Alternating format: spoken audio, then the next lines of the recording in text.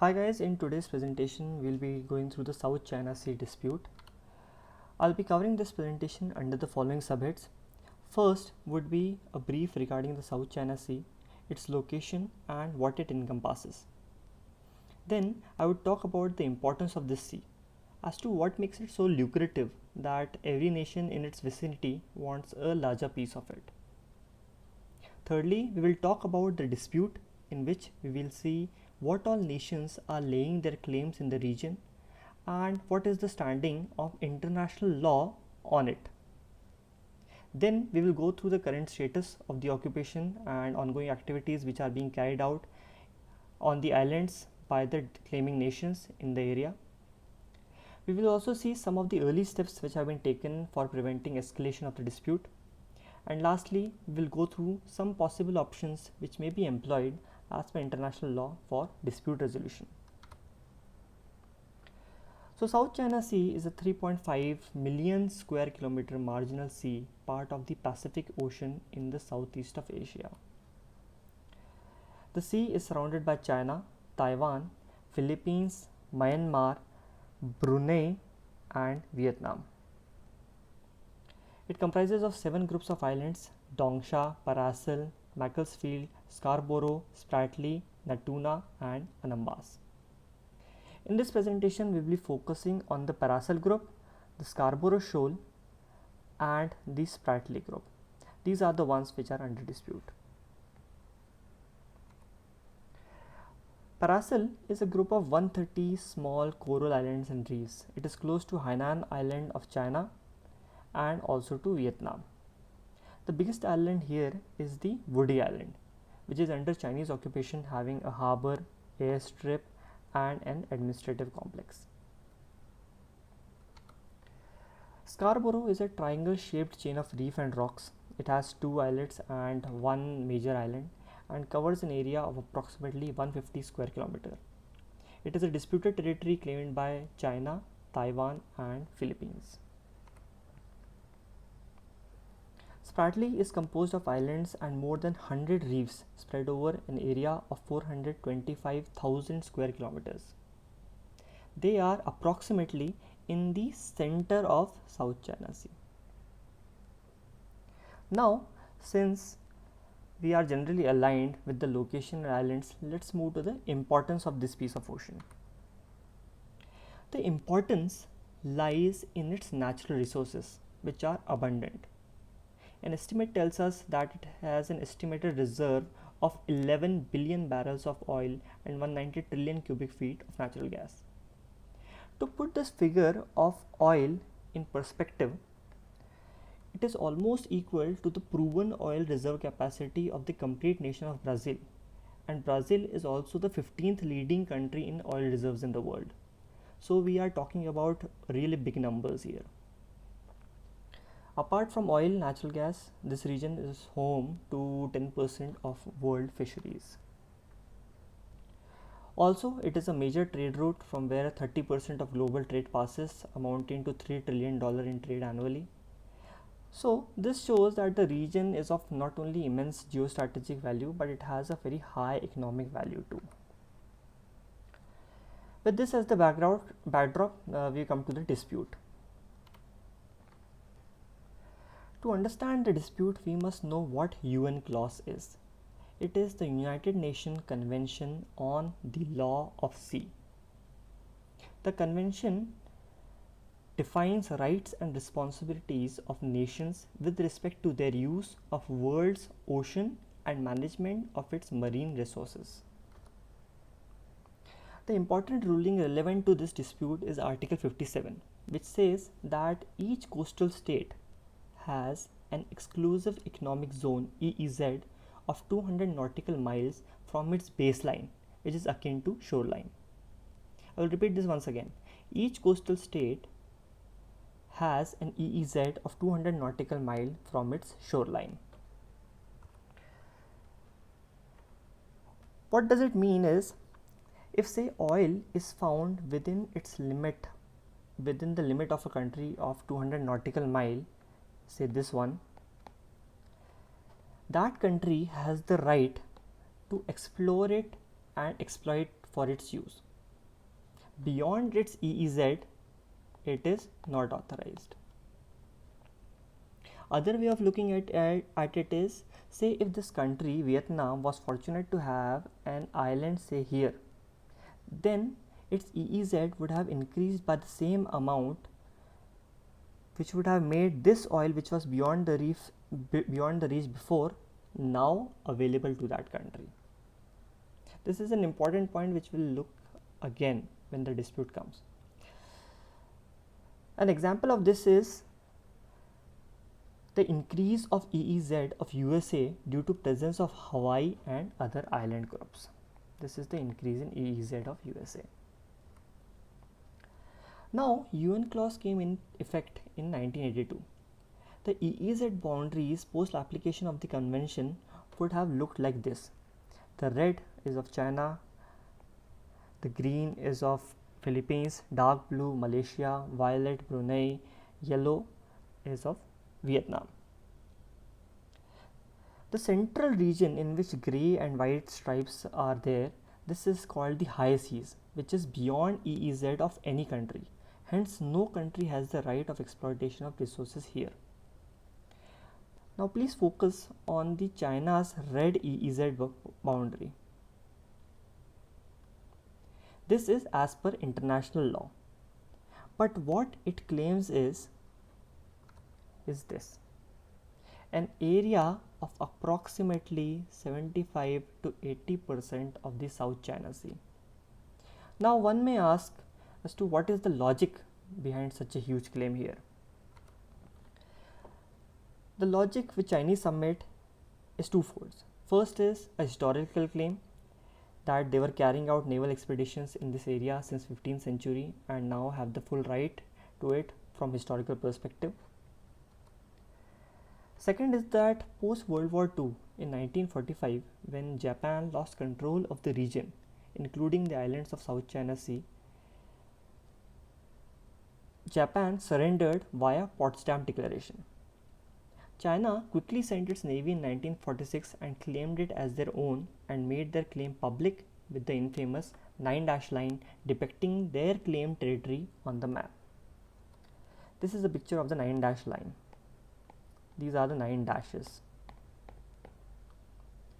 Also, point to note here is that the Potsdam Declaration speaks nothing about the sovereignty of Chinese over the islands post Japanese surrender. Hence, the claim on this ground is not valid.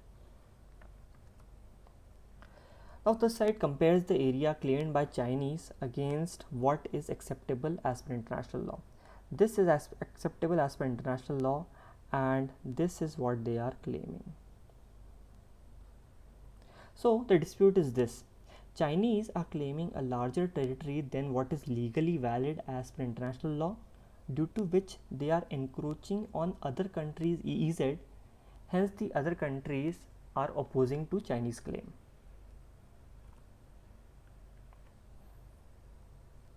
Now, let's see about the status of these islands currently.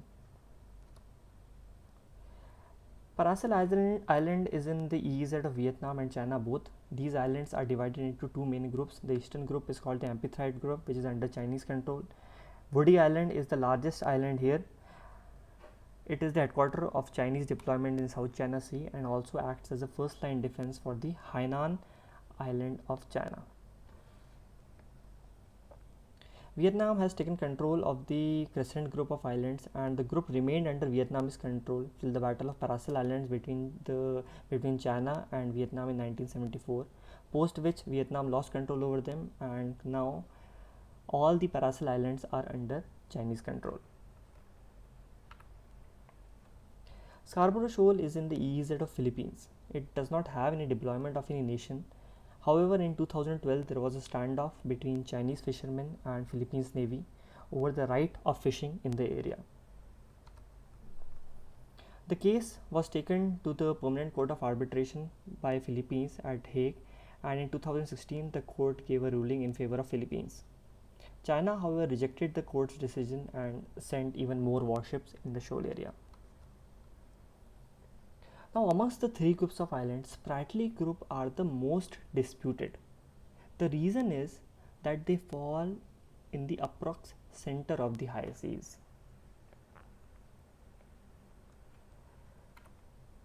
So, occupation of the Spratlys and its claim increases the EEZ as per UNCLOS convention and makes the high seas, this zebra striped portion in the center, as part of nation's EEZ. This is what I had referred to in the starting when we had discussed the Article 57 of UNCLOS. Increase of EEZ because of islands. Apart from Chinese, there are other nations claiming the Spratlys as well, and they have deployed small stations to establish their claim, with China, Vietnam and Taiwan claiming the whole of the Spratly archipelago to themselves, whereas Philippines, Malaysia and Brunei claim certain islands oblique features in the archipelago. Now, Chinese have been very aggressive in establishing their claims in the Spratly.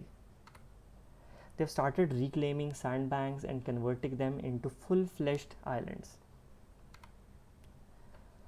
One such example is the Fiery Cross Reef. This is a August 2014 pic. Within a span of 2 years, Chinese have converted it into an artificial island with high-end facilities such as harbor, airstrips for sustaining long-term deployment. Here are some other reclamation projects undertaken by the Chinese in the Spratlys. Apart from increasing the occupation, China is also preventing other nations in their endeavor of maintaining their post on the islands by a concept called as cabbage strategy.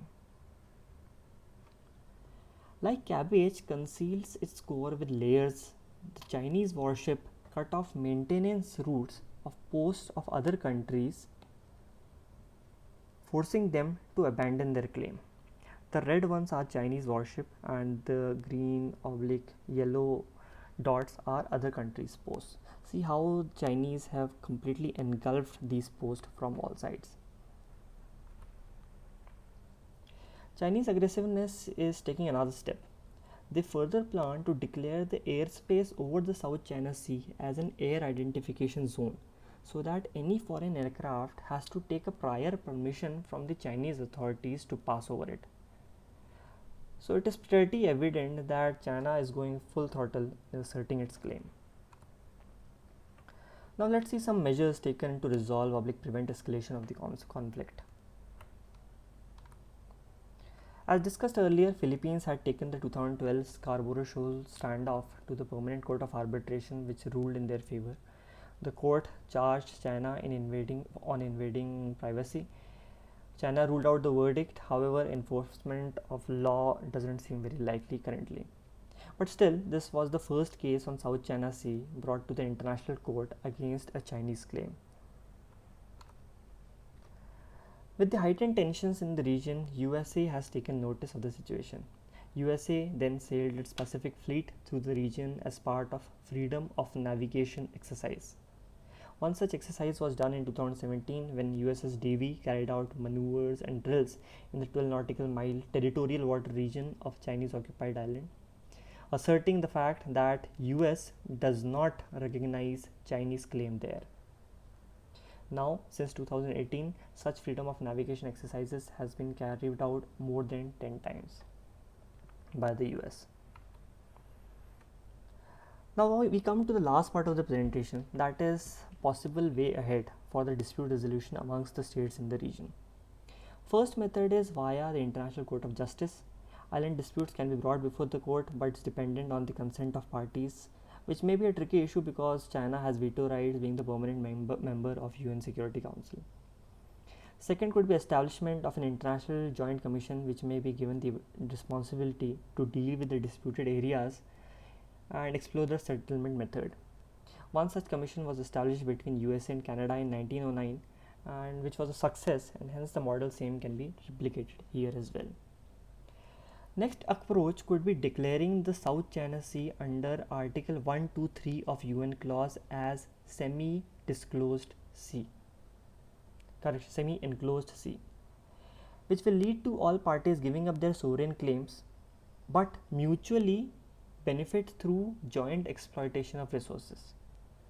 This was done between Australia and Indonesia in the Timor Gap Treaty. Lastly, suspension of all territorial claims and declaration of the sea as a protected area for maintenance of biodiversity and promotion of peace and cooperation, that is by making it as a multilateral park, marine park. This was also successful in the past. This model has been done in the past between US and Canada at the Waterton Glacial International Peace Park. However, such an implementation between 6 countries, out of which some have only this portion of sea to harness, this option seems very unlikely. Prior to concluding, I would like to thank all the content creators whom I have referred to for creating this presentation. And do let me know if this content was of any help to you by connecting to me on my social media handles. I would much appreciate if you would like and subscribe to my channel. At the end, it's safe to say that the South China Sea dispute is one of the most complex maritime disputes due to the number of parties involved and varied grounds of claim. The very fact that the region has changed its sovereignty several times in the past makes historical perspective part of claim extremely difficult to ascertain. No claim of one party is fully justified. Also, due to prolonged settlement of dispute, the region is facing heightened tension among relation between the nations. The conflict resolution is only possible by peaceful means in the region. Now, for the Indian viewers, one may ask what is the significance of South China Sea. The reason is India's 55% of trade passes through it, and hence India wants to ensure freedom of passage. And then what is India's stance? India, although having a commercial interest in the region, is still sticking to its policy of non-involvement in disputes of sovereign countries. With this, we come to the end of our presentation. Have a great day ahead. Thank you.